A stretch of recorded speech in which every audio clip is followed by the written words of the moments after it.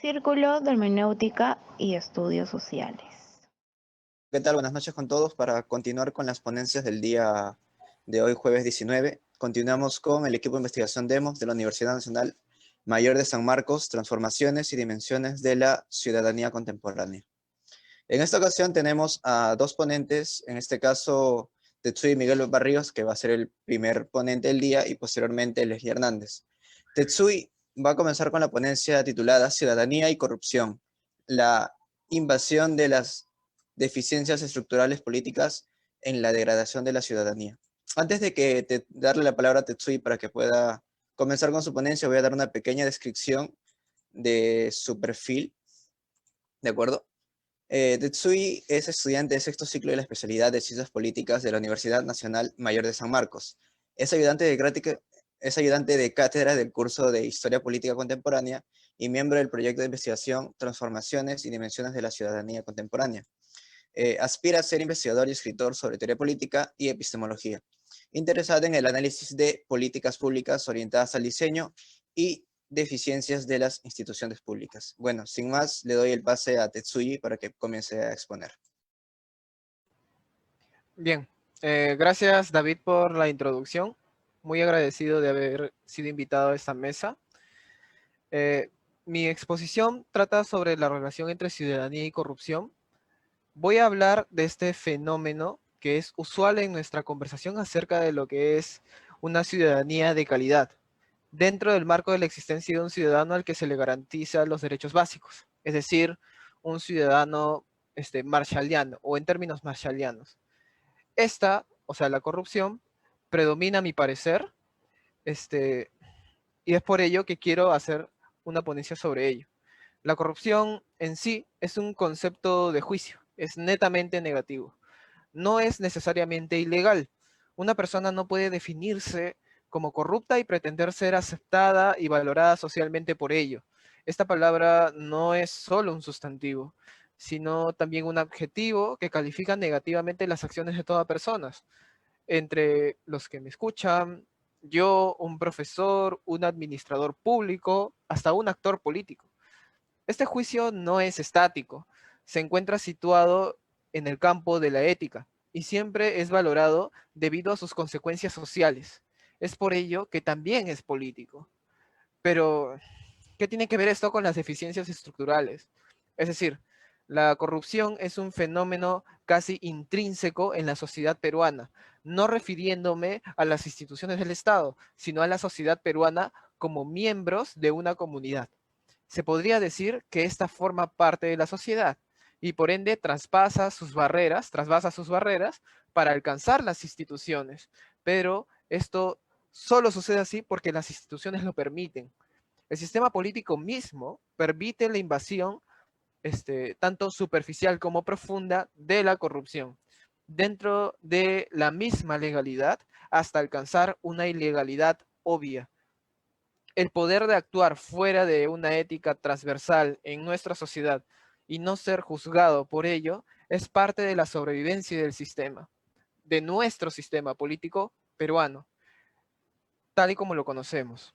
El ciudadano peruano acepta las leyes, las reglas, las normas y la moral impuesta tanto por el Estado como por la sociedad misma, pero esta sociedad, e incluyendo el Estado, permiten actuar de diferentes formas que transgreden esta legalidad para poder generar, por supuesto, un progreso socioeconómico más ligado a las afueras de la legalidad. Es que el hombre, en términos ya un poco más filosóficos, nace dentro de un espectro que le guía a desempeñarse adecuadamente dentro de la sociedad. Por ejemplo, un programa cultural que reemplaza al instinto animal es lo que nos guía. Nacemos en un mundo que nos obliga a comunicarnos de ciertas maneras para poder encajar. Actuar fuera de la legalidad también es una forma de encajar en la sociedad peruana, no violando la legalidad en sí, porque eso sí es juzgado, sino, pero sí degradando una legalidad que se supone fue creada para darnos una vida justa y valiosa dentro de una democracia, es decir, nuestro carácter de ciudadano pleno. El peruano no siente estas deficiencias estructurales. Un sistema político que permite la ilegalidad por un carácter económico informal aceptado e infructuosamente reformado, aunque sin las intenciones reales de cambiarlo, y se siente que se encuentra dentro de un camino del vivir, del caminar en su vida, que le permite actuar como un buen peruano actuaría, es decir, con criollada o con cuidado frente a los otros, por ejemplo, contra la autoridad, a la que no solo se le debe tratar con temor o desprecio por estas características, que o sea, el carácter de autoridad, sino que lo usual es saber que para que sea aceptable el encuentro entre un ciudadano y la autoridad, sea de cualquier tipo, pues se debe prestar a amistad, favores, conocidos que los enlace o, en todo caso, y en la mayoría de los casos, sobornos. Eh, los sobornos, o sea, la coima, como lo conocemos usualmente nosotros, sucede en todo tipo de situaciones, ¿no?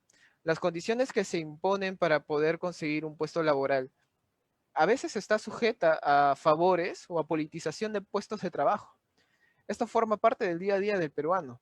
No es algo que sucede en casos aislados, es algo que se registra constantemente, tanto para trabajo como para agilizar procesos, como para conseguir una operación en un hospital, un trámite rápido en alguna institución, o si tienes un carro, pues el primer aviso es que un policía te puede parar y que te puede poner una papeleta de tránsito si es que no tienes algún documento, y para evitar esa papeleta tienes que darle una coima, ¿no? El sujeto en sí, o sea, el ser humano, necesita de códigos morales. El mandato de leyes que acarrean una sanción si éste actúa fuera de ellas. Por lo que es por ello que existe la búsqueda infructuosa de una ciudadanía real en el Perú, pues estos códigos morales están enmarcados en una generalidad corrupta, en donde los dogmas morales son castigados usualmente al actuar en contra de las élites socioeconómicas. Gregory Bardales, que es uno de nuestros autores en la obra La ciudadanía y lo político, señala en uno de sus artículos la diferencia entre la sumisión consciente de la natural subordinación del hombre e inferioridad de los sujetos, que es tomada de Durkheim, difiere de la de Marx, que propone que los sujetos obedecen por un engaño de la clase dominante, es decir, la existencia de una falsa conciencia. Es que la realidad peruana grafica esto fácilmente. Está muy cerca de lo que dice Durkheim. El ser humano, y en particular el ciudadano peruano, es consciente de su posición dentro de la sociedad, dentro del sistema político peruano.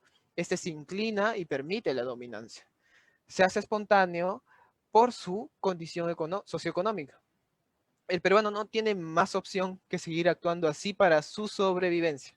No tiene forma de hacerle frente al orden social reinante.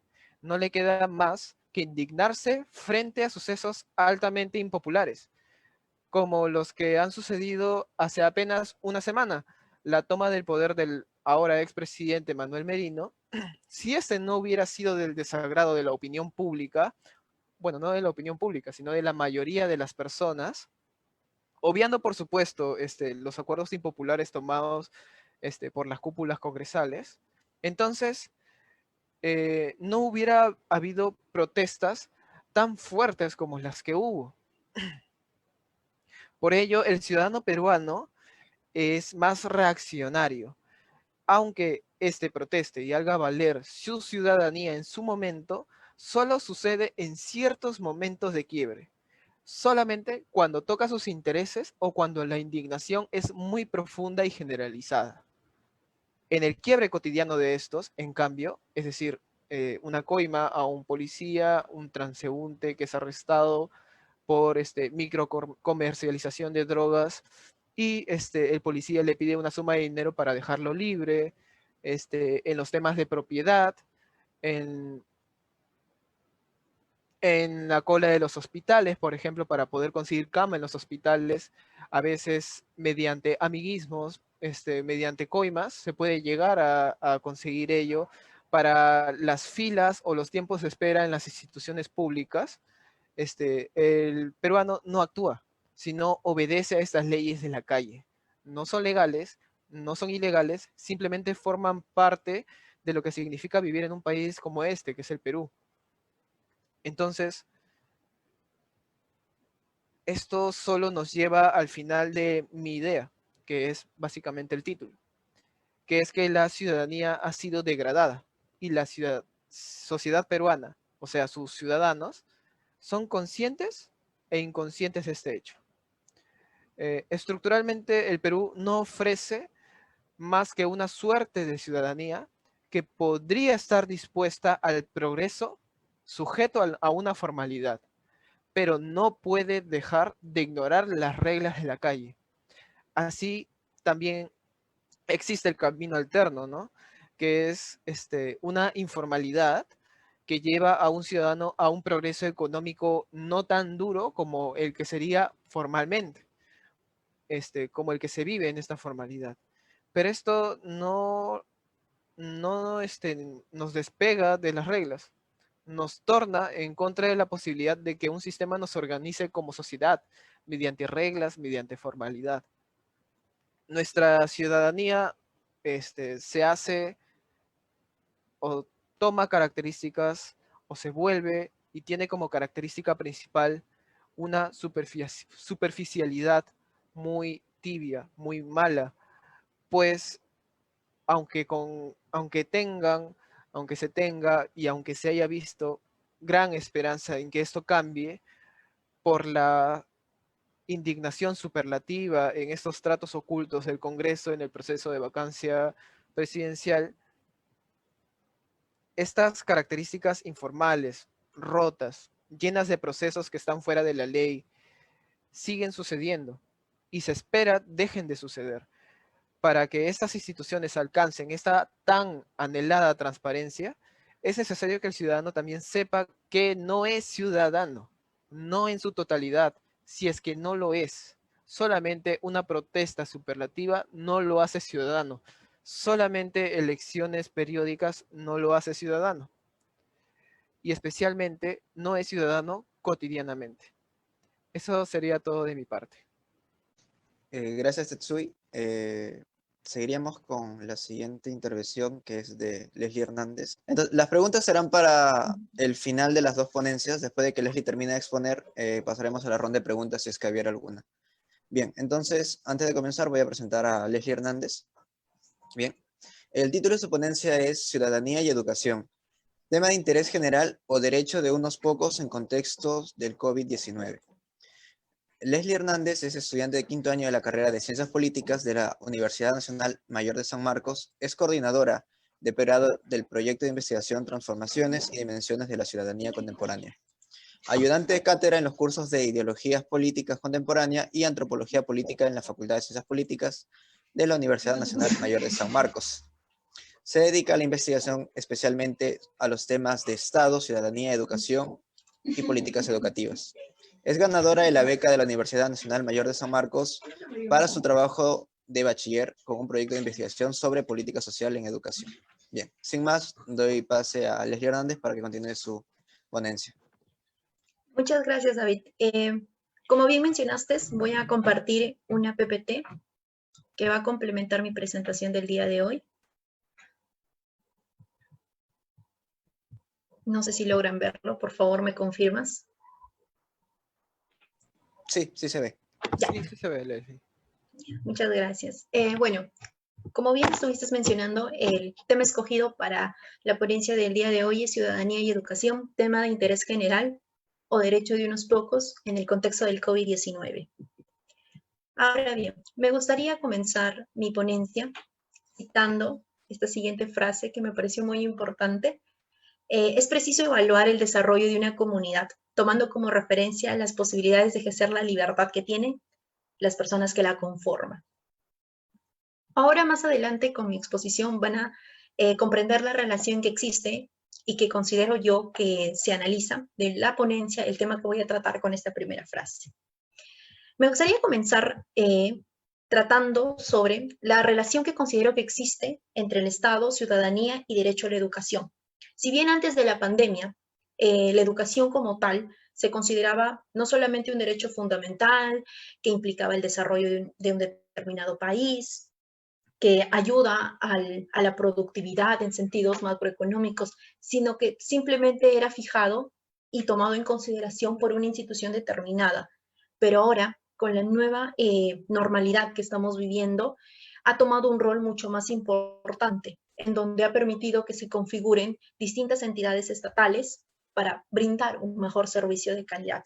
Pero ahora, antes de que sucediera la pandemia, es importante analizar el rol que venía desarrollando el Estado y cómo éste se iba configurando con la idea de ciudadanía que tenemos. Muchas veces se piensa, y a través de los textos también se puede reflejar, que ciudadanía guarda una relación directa con derechos humanos, libertad y acceso a una propiedad. Simplemente nos fijábamos en todo ello, o un plus adicional que viene siendo el poder ejercer un voto. A simple vista, eso parecería que fuera el concepto que se tiene de un ciudadano como tal. Pero ahora bien, esos son términos muy técnicos propiamente. En esta ocasión lo que busco es que dejemos de pensar de esa manera y analicemos de una forma un poco más subjetiva, considerando otros elementos, viendo la educación desde otra perspectiva, porque justamente es este contexto del COVID que ha demostrado que la educación ya no es un derecho universal como tal, sino que las medidas que se han adoptado han llevado a concebir que solamente sea un sector minoritario aquel que pueda acceder a este servicio.